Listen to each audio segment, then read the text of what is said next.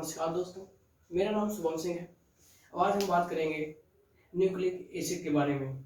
Nucleic acid का मतलब होता है न्यूक्लिक एसिड जो होता है ये हमारा दो प्रकार का होता है। यानी कि न्यूक्लिक एसिड बहुत लोग मैं जानता हूँ कि न्यूक्लिक एसिड सुना तो होगा लेकिन जानते नहीं होगे, और जानते भी होगे तो जानते नहीं होगे कि आखिर न्यूक्लिक एसिड होता क्या है। न्यूक्लिक एसिड को ही क्या बोलते हैं? डीएनए व आरएनए। डीएनए आरएनए यही होता है न्यूक्लिक एसिड। आइए हम बात करते हैं न्यूक्लिक एसिड की।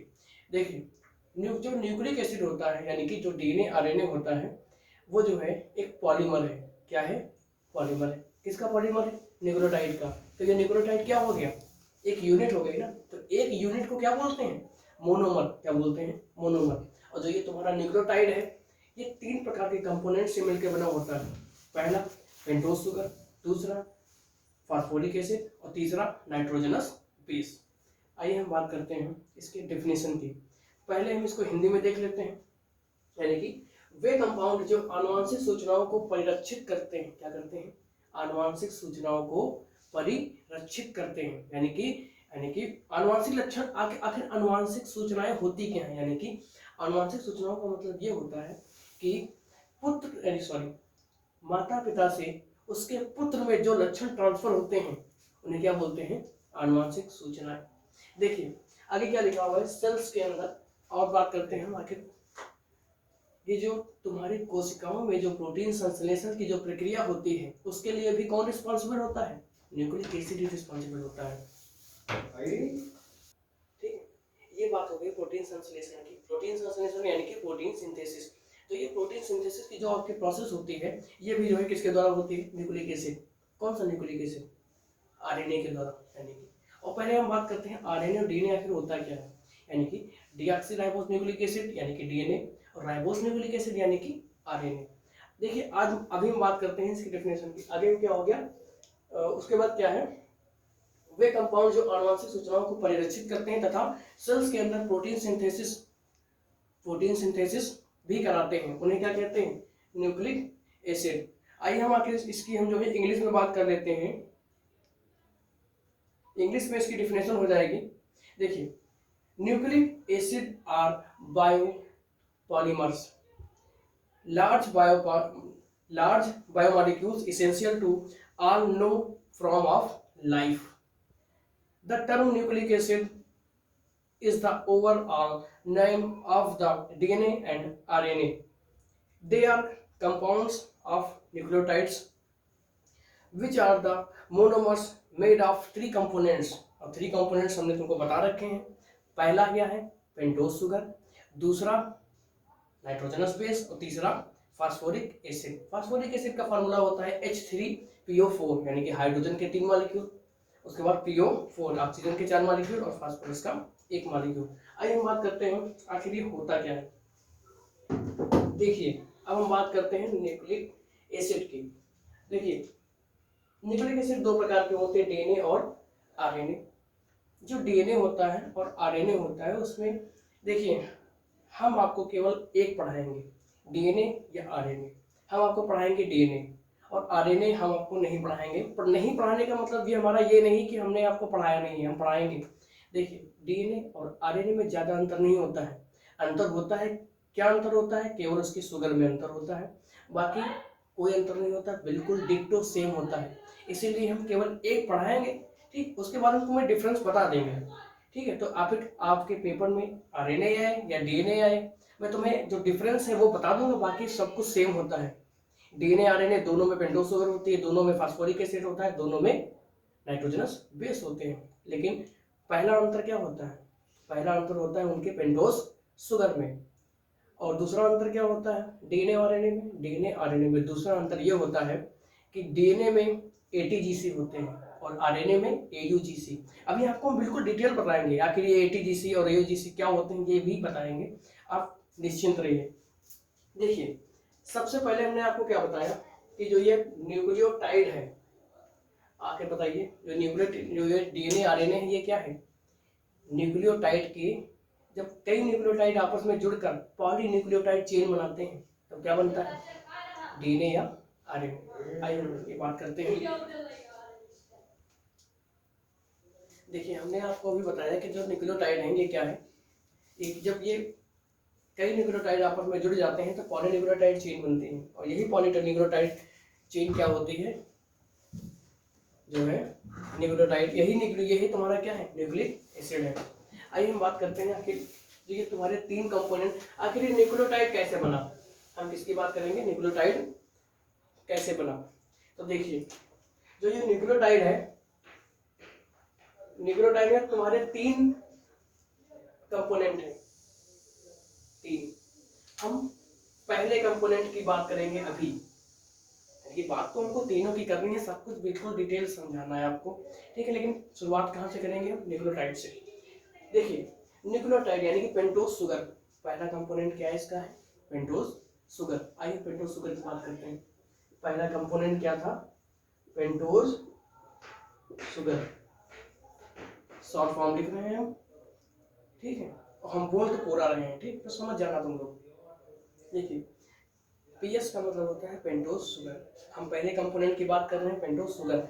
आइए देखते हैं डीएनए और आरएनए की पेंटोज शुगर में क्या अंतर होता है। देखिए डीएनए और आरएनए, देखो डीएनए और आरएनए के नाम से ही उनके अंतर का पता चल जाता है। देखिए हम बात करते हैं आरएनए की। आरएनए का फुल फॉर्म होता है राइबोस न्यूक्लिक एसिड, और डीएनए का फुल फॉर्म क्या होता है, डीऑक्सी राइबोस न्यूक्लिक एसिड। देखिए नाम में अंतर है, यानी कि डीऑक्सी, डीएनए में क्या है, एक ऑक्सीजन निकल गया है, और उसमें क्या है, आरएनए में ऑक्सीजन बिल्कुल जैसा होता है वैसा है, लेकिन डीएनए में क्या अंतर है, डीऑक्सी। अब देखिए तुम लोग खुद देखिए कि इसके स्ट्रक्चर राइबोस के, राइबोस यानी कि आरएनए, इसकी बात चल रही है आरएनए की, और डीऑक्सी यानी कि डीएनए, इसकी बात चल रही है डीएनए की। देखिए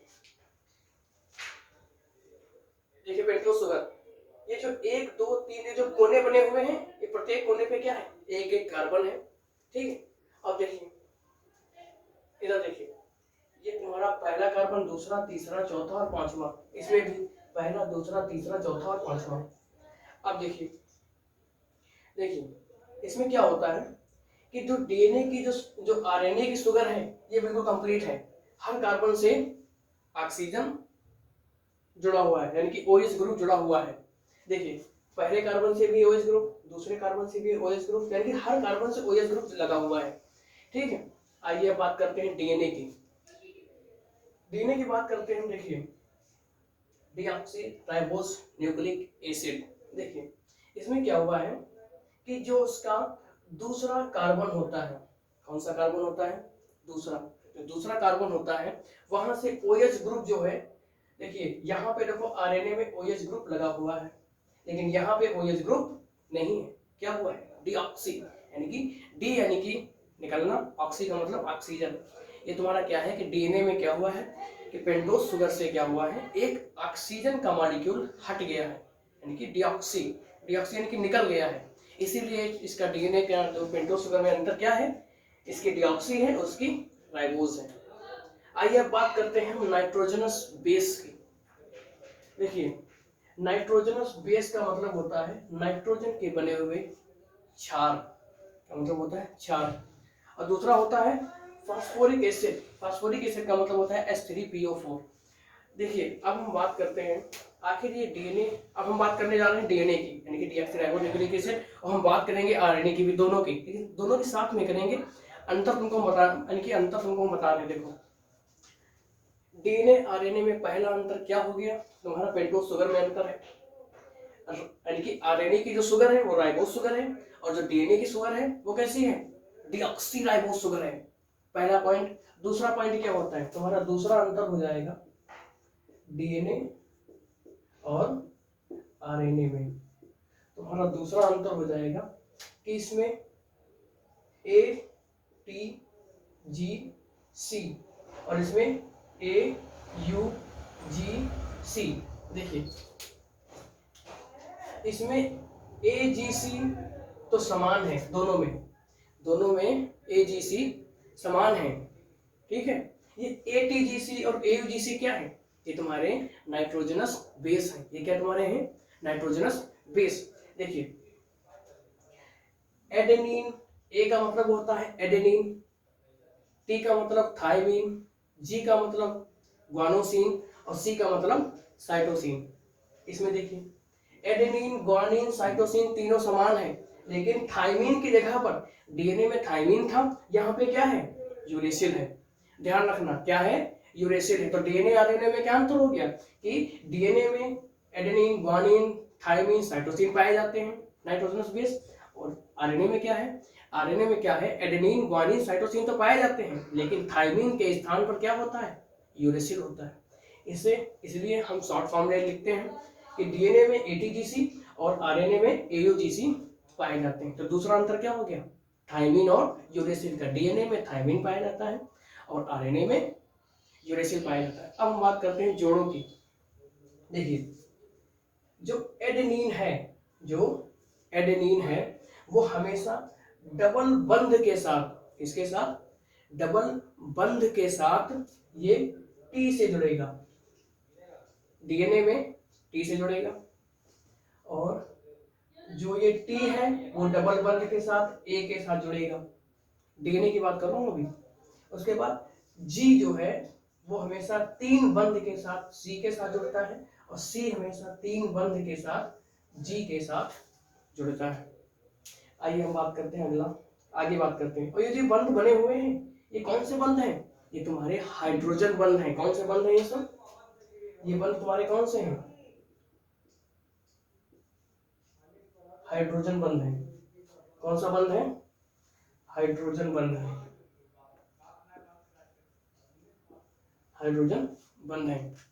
आइए हम बात करते हैं, अब आरएनए की बात करेंगे, ठीक है। तो डीएनए आरएनए में ज्यादा अंतर नहीं होता। क्या अंतर होता है कि इसमें एयूजी यानी कि टी नहीं है ना, तो क्या होगा यहाँ पर आरएनए में क्या होगा कि टी के स्थान पर यू आ जाएगा, और यहाँ पर यू के स्थान पर यानी कि टी के स्थान पर यू हो जाएगा बस।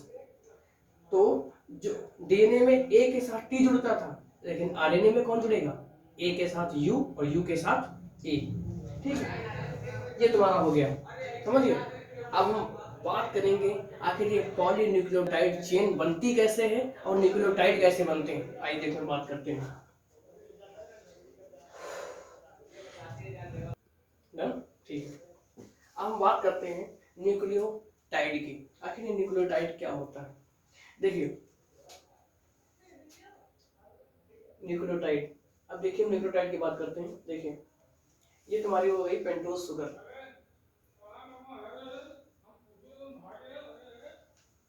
ये तुम्हारी पेंटोज शुगर हो गई। ये क्या है, पेंटोज शुगर है। अब देखिए थोड़ा पॉज करो इधर, डन, ठीक।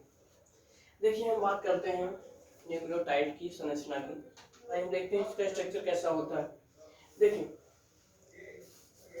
ये तुम्हारी पेंटोज शुगर हो गई, ये तुम्हारा पांचवा कार्बन यहाँ पे है। देखिए हमने स्ट्रक्चर आपको पहले बना के दिखा दिया है, ठीक है। अब हम केवल रफली बनाएंगे, लेकिन रफली का मतलब है कि ठीक ठाक बनाएंगे, ठीक। देखिए बात करते हैं, ये तुम्हारा पहला कार्बन है, ये तुम्हारा दूसरा कार्बन, और ये तीसरा, और ये चौथा, और यहाँ पे पांचवा। देखिए अब देखिए ये तुम्हारी पेंटोज शुगर हो गई। देखो हम यहाँ पे ना डीएनए की बात कर रहे हैं ना आरएनए की बात कर रहे हैं, हम दोनों की बात कर रहे हैं, हम केवल न्यूक्लिक एसिड की बात कर रहे हैं।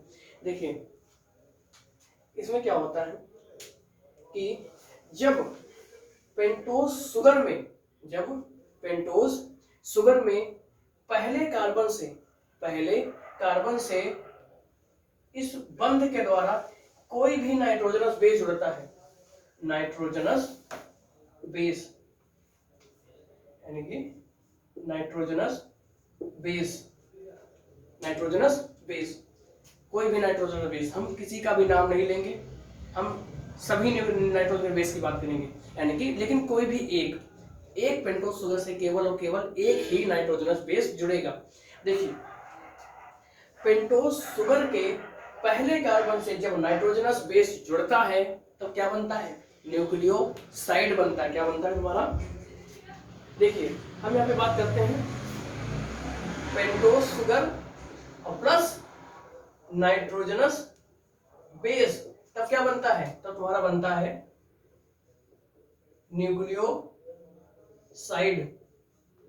क्या बनता है तुम्हारा न्यूक्लियोसाइड। देखिए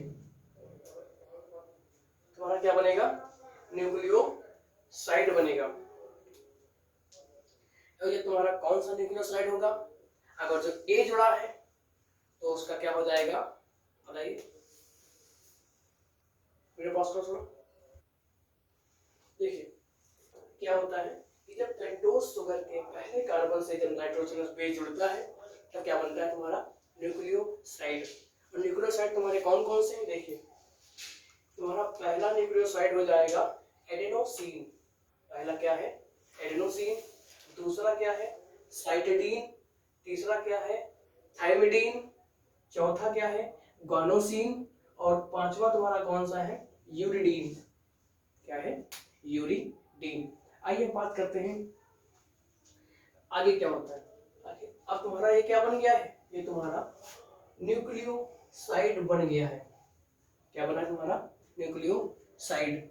अब इसी न्यूक्लियोसाइड में क्या होगा, अब इसी न्यूक्लियोसाइड से केवल एक छोटा सा चेंज होगा और किस में बदल जाएगा, न्यूक्लियोटाइड में। आइए हम बात करते हैं न्यूक्लियोटाइड की। देखिए पेंटोज शुगर के, ध्यान से ये मेरी बात सुन लेना, कि पेंटोज शुगर के तीसरे व पांचवें कार्बन से, पेंटोज शुगर के तीसरा कार्बन या पांचवें कार्बन से क्या जुड़ता है, फास्फेट का एक मॉलिक्यूल जुड़ता है। क्या जुड़ता है, फास्फेट का एक मॉलिक्यूल। देखो इसका तीसरा कार्बन तो ये हो गया, पांचवा कार्बन ये हो गया।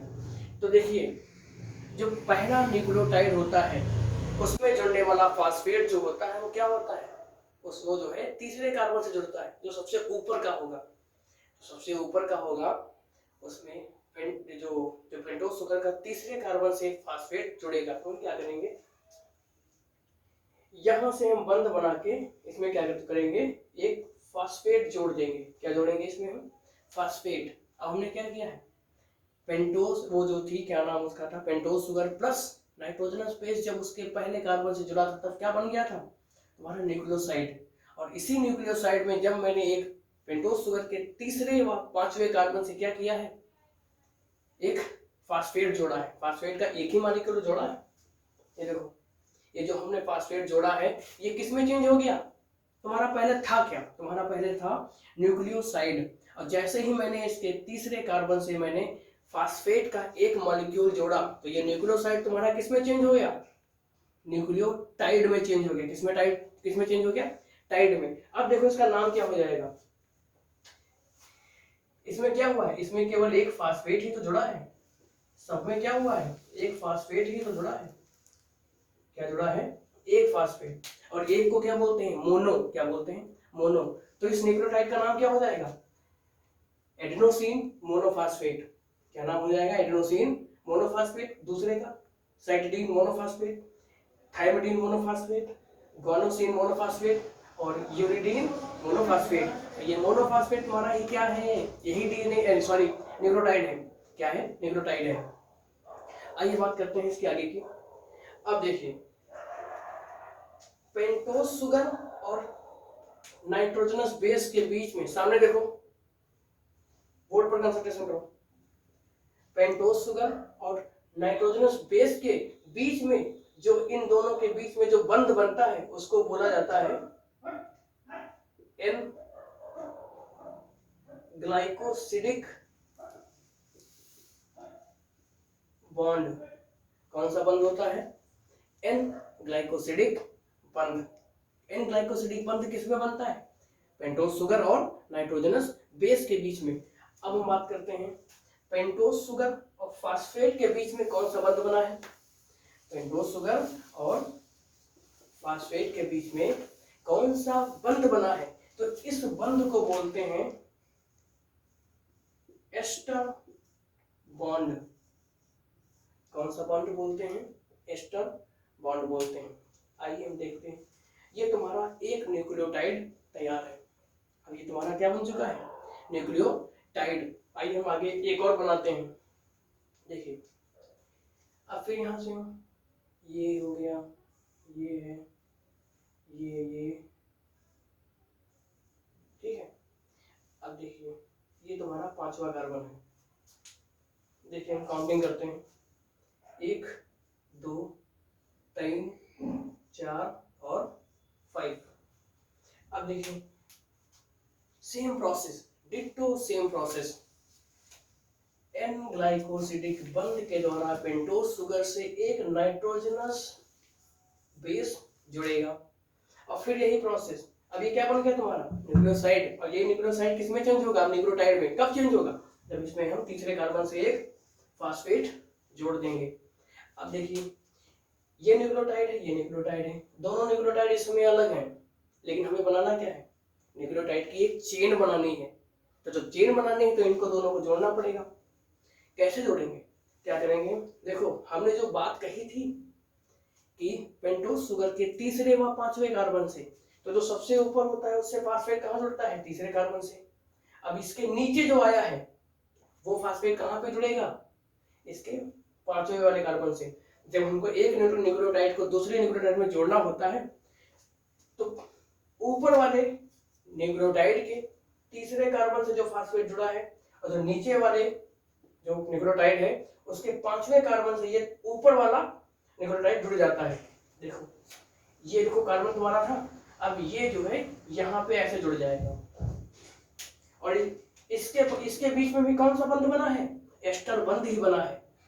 कौन सा बना है, एस्टर बंध ही बना है। तुम एक चीज हमेशा ध्यान रखना, अगर जो किसी कार्बन से फास्फेट जुड़ेगा, किसी भी कार्बन से जब फास्फेट जुड़ेगा तो कौन से बंध के द्वारा जुड़ेगा, हमेशा और हमेशा एस्टर बंध के द्वारा ही जुड़ेगा। ठीक है, कौन सा बंध होगा, एस्टर बंध। तो कोई बात वो नहीं है, ठीक। तो इसके बीच में कौन सा बंध बनेगा, एस्टर बंध, ये भी एस्टर बंध। ठीक, यहाँ पे कितने एस्टर बंध हैं, 2। तो इसको हम क्या बोल सकते हैं, इन दोनों बंध को क्या बोलेंगे, फास्फोडाई एस्टर बॉन्ड। 2 बंध है ना, डाई को क्या बोलते हैं, 2। तो क्या हो जाएगा, यही प्रोसेस बार बार बार बार रिपीट होती रहेगी, dot dot dot dot dot dot dot dot चलती रहेगी, समझ गए, और यही जुड़ती रहेगी। तो धीरे धीरे क्या हो जाएगा, यहाँ पे ये तुम्हारा क्या बन जाएगा, पॉली न्यूक्लियोटाइड चेन। यही तुम्हारी क्या बन जाएगी, पॉलीन्यूक्लियोटाइड चेन बन जाएगी। और डीएनए में जो है पॉलीन्यूक्लियोटाइड की 2 चेन होती हैं।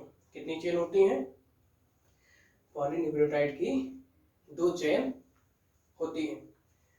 अब क्या होता है कि ये तुम्हारी एक न्यूक्लियोटाइड चेन बन गई है, ठीक है, और जो दूसरी बनेगी वो बिल्कुल इसके एग्जैक्ट अपोजिट बनेगी। क्या बनेगी, एग्जैक्ट अपोजिट बनेगी।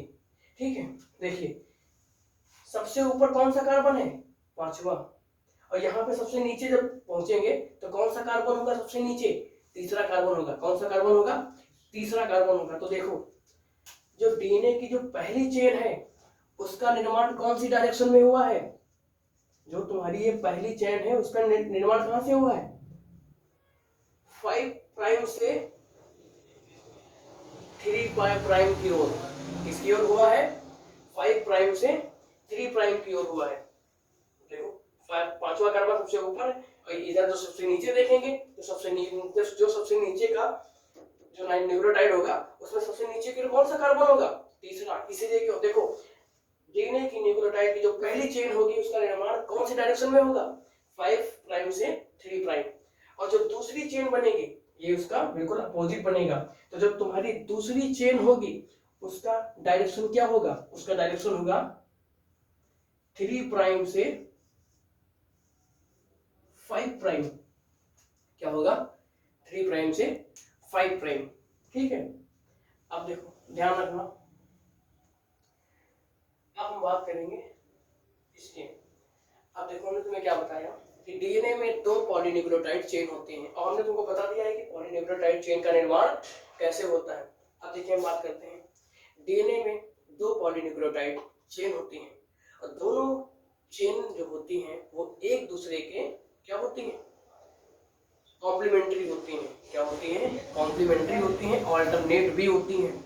देखिए जैसे माना तुम्हारा ये यहाँ पर ए है तो डबल बंध के साथ इधर कौन आएगा, इधर डबल बॉन्ड के साथ इधर कौन आएगा, अगर तो डीएनए है तो क्या आएगा, टी आएगा।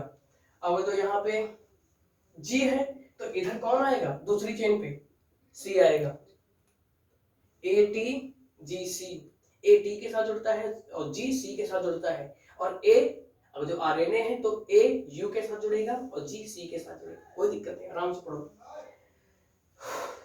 देखिए ये तुम्हारा न्यूक्लियोटाइड हो गया। अब देखिए हम, अब ये तुम्हारी क्या बन जाएगी, देखो डीएनए में 2 न्यूक्लियोटाइड चेन होती हैं, ठीक है। और ये न्यूक्लियोटाइड कैसे बनता है, यानी कि न्यूक्लियोटाइड को सबसे पहले पेंटोज शुगर से जब पहले कार्बन से नाइट्रोजनस बेस जुड़ता है ग्लाइकोसिडिक एन ग्लाइकोसिडिक बंध के द्वारा, तो बनता है न्यूक्लियोसाइड। न्यूक्लियोसाइड 4 प्रकार के होते हैं, हमने नाम बता दिए पूरे पूरे। अब क्या होगा कि जब न्यूक्लियोसाइड में जब तीसरे या पांचवें कार्बन से जब फास्फेट का एक मॉलिक्यूल जुड़ता है तब क्या बनता है, न्यूक्लियोटाइड बनता है। और हमने चारों न्यूक्लियोटाइड के नाम बता दिए। अब क्या होगा कि इसमें न्यूक्लियोटाइड जो है एक न्यूक्लियोटाइड दूसरे न्यूक्लियोटाइड के साथ फास्फोडाइएस्टर बंध के द्वारा जुड़ता है, और ये प्रोसेस यानी कंटिन्यूअसली चलती रहती है, ठीक है। फिर क्या बनता है, पॉलीन्यूक्लियोटाइड चेन। और डीएनए में 2 पॉलीन्यूक्लियोटाइड चेन होती हैं जो एक दूसरे के कॉम्प्लीमेंट्री और एक दूसरे के अल्टरनेट होती हैं, और जो क्या करती हैं और दोनों पॉलीन्यूक्लियोटाइड चेन हाइड्रोजन बंध के द्वारा आपस में जुड़कर कॉइल हो जाती हैं, और क्या बनता है, तुम्हारा डीएनए बन जाता है, ठीक है। तो ये तुम्हारी डीएनए की, ये न्यूक्लियोटाइड यानी कि पॉलीन्यूक्लियोटाइड चेन हो गई, ये डीएनए की संरचना हो गई। अब हम बात करते हैं डीएनए के वाटसन और क्रिक के द्वारा दिया हुआ जो मॉडल है उसको हम देखिए बात करते हैं, अभी बात करते हैं। पॉज करो वीडियो। देखिए ये आपका क्या है, वाटसन और क्रिक का डीएनए का दिया हुआ मॉडल है। देखिए इसमें क्या होता है कि एक ये न्यूक्लियोटाइड की चेन है और एक ये न्यूक्लियोटाइड की चेन है, और डीएनए में हमने आपको पहले बता रखा है कि डीएनए में 2 न्यूक्लियोटाइड की चेन होती हैं जो क्या होती हैं, एक दूसरे के कॉम्प्लीमेंट्री होती हैं। देखिए ए के सामने टी, सी के सामने जी, जी के सामने ए के सामने ए के सामने यहाँ पे टी होगा, टी के सामने ए के सामने टी, सी जी, ये सब हो गया, ठीक।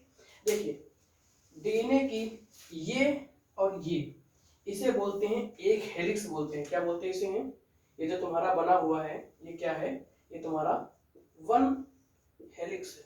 क्या है, 1 हेलिक्स है। आइए हम बात करते हैं, ये तुम्हारा एक हेलिक्स है। इसमें क्या होता है, एक हेलिक्स की जो लेंथ है वो कितनी है, ये कितनी है, 34 एंगस्ट्रॉम है। कितनी है, 34 एंगस्ट्रॉम। आगे बात करते हैं कि दो न्यूक्लियोटाइड के बीच में जो डिस्टेंस होती है वो कितनी होती है, 3.4 एंगस्ट्रॉम, 3.4 एंगस्ट्रॉम होती है। अब क्या होता है कि जो ये पूरी डीएनए का जो ये वाटसन और क्रिक का जो मॉडल है उसका क्या बोलते हैं, डायमीटर क्या है, उसका डायमीटर क्या है, 20 एंगस्ट्रॉम, और उसकी रेडियस क्या है, 10 एंगस्ट्रॉम। यानी कि जो डायमीटर होता है, जो रेडियस होती है डायमीटर का हाफ होती है। आइए हम बात करते हैं कि देखिए डीएनए की जो पहली चेन होती है उसका जो निर्माण है 5 डैश से 3 डैश, और जो दूसरी चेन होती है उसका 3 डैश से 5 डैश की ओर निर्माण होता है। देखो इधर, देखिए डीएनए की एक हेलिक्स में नाइट्रोजनस जो बेस होते हैं उनकी संख्या होती है 20। कितनी नाइट्रोजनस बेस होते हैं एक हेलिक्स में, 20, यानी कि 10 pair of nitrogenous base present in 1 helix model of Watson and Crick. तो ये तुम्हारी वाटसन एंड क्रिक की जो है ये संरचना हो गई, ये इनका स्ट्रक्चर हो गया, इनकी पूरी लेंथ हो गई, डायमीटर और रेडियस हो गया, और ये तुम्हारा हो गया, ये सब क्या बोलते हैं, कितने नाइट्रोजनस बेस पाए जाते हैं, ठीक है। ये तुम्हारा न्यूक्लिक एसिड के बारे में हो गया, डीएनए के बारे में हो गया, और हमने आपको वाटसन और क्रिक का जो है मॉडल भी बता दिया है। तो ये आपका जो है डीएनए यानी कि न्यूक्लिक एसिड की जो टॉपिक था ये आपका एंड होता है। आपको कोई दिक्कत होती है तो आप हमारे पास जो है लिंक, वीडियो के लिंक पे यानी कि कमेंट कर सकते हैं, और हमारा चैनल सब्सक्राइब कीजिए, लाइक कीजिए, और हमें उम्मीद है कि आपको बहुत ही बेटर अंडरस्टैंडिंग होगी। अगर तो कोई डाउट होता है तो आप हमारे कॉन्टैक्ट नंबर पे जो है कॉन्टैक्ट कर सकते हैं, या फिर क्या कर सकते हैं, आप हमारे वीडियो पे कमेंट कर सकते हैं। ठीक है, अब हमें लगता है कि आपको कोई दिक्कत नहीं होनी चाहिए इसको, तो आप लोग जो है आराम से समझिए, और हमें लगता है, उम्मीद है, पूरी उम्मीद है कि आपको बहुत अच्छे से जो है समझ में आएगा। तो हम इसके आगे की बात करेंगे अपने नेक्स्ट वीडियो में। नमस्कार।